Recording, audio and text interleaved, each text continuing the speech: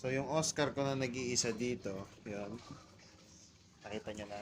So, bumili pa ako ng dalawang Oscar. Yan. Isang super red, isang normal na red, albino tiger. Pero hindi siya ganun talaga ka-red, no? Wish ko lang, sana hindi siya masyadong mag-fade kagaya nung isa nating Oscar. Sana maging okay lang sila dyan.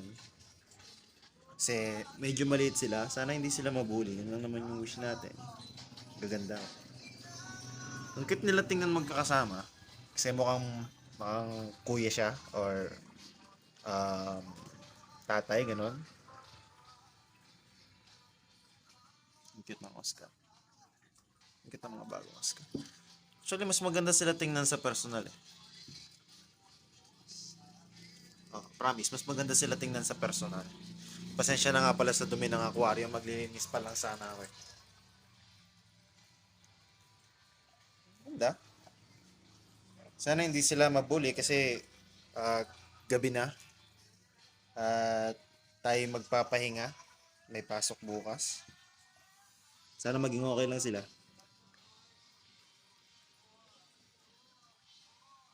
Sana datnan ko pa sila bukas. Huwag naman sanang ganun. So, yeah, maglilinis muna tayo. Tapos pagkalinis, antayin ko luminaw. Tapos pakita ko ulit sa inyo. So, yan na sila. Malabo-labo pa. Kasi may nagliliparan pang mga kung ano man tawag dyan sa mga yan. So, antayin nating luminis. Paglinis, papakita ko ulit sa inyo. So, hindi ko na nga pala na-video kagabi kasi kayong kinaumagahan na lang luminaw, tagal luminaw. Tapos, nangyari nga yung kinatatakot natin, nabully sila. So, hindi naman yung Oscar yun nang bully sa kanila, pero yung mga parot. Yun, so ito, nilipat ko na sila. Then medyo stress pa sila, no? Nakatagilid sila, tapos nakalay lang sila dito sa may bottom ng tank. So, buksan ko yung ilaw para makita natin ng mas maayos. Oh, nagdisco-disco pa yung ilaw natin, no? Wala tayong pampalit eh. Wala pa tayong budget. So, ito nga, malinaw na yung ating tank eh. Kaya lang, hindi nakasama nung Oscar natin.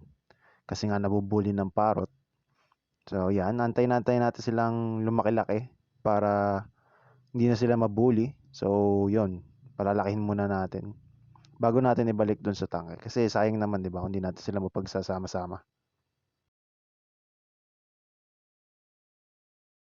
Tapos ito pala yung size nila ngayon, no? So, susubukan natin kunan sila ng size comparison after lang months siguro. So, ito, day 3. Nandito sila. So, medyo stress pa rin. Nakahiga pa rin sila sa bottom ng tank. Pero mukhang ayos naman. At least hindi sila, namatay. So, ayos na rin yun. Yan.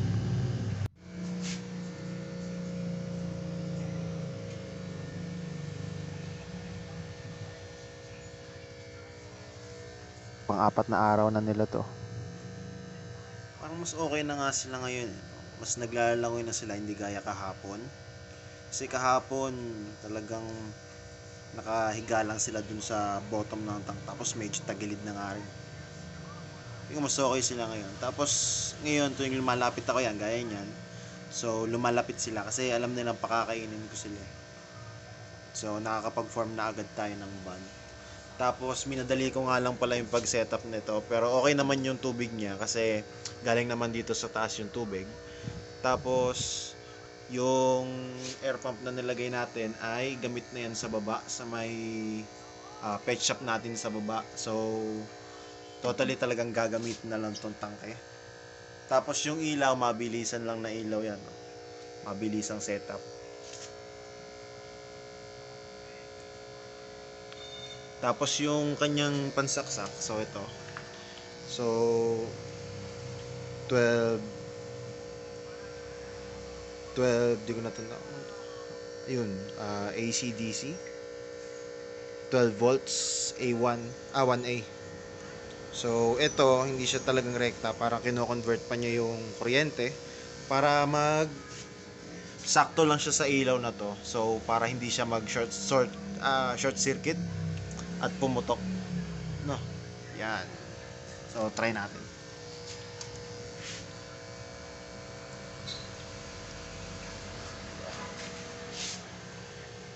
Pwede na.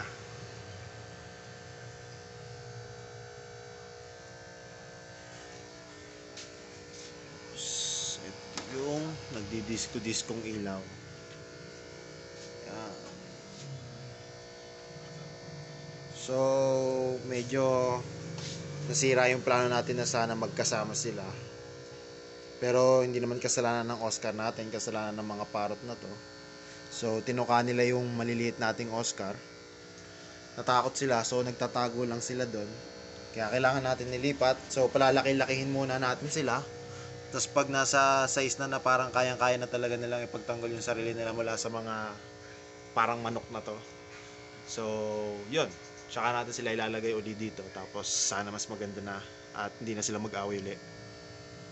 Kasi sayang naman, di ba? Kung hindi natin sila kaya pagsama-samahin.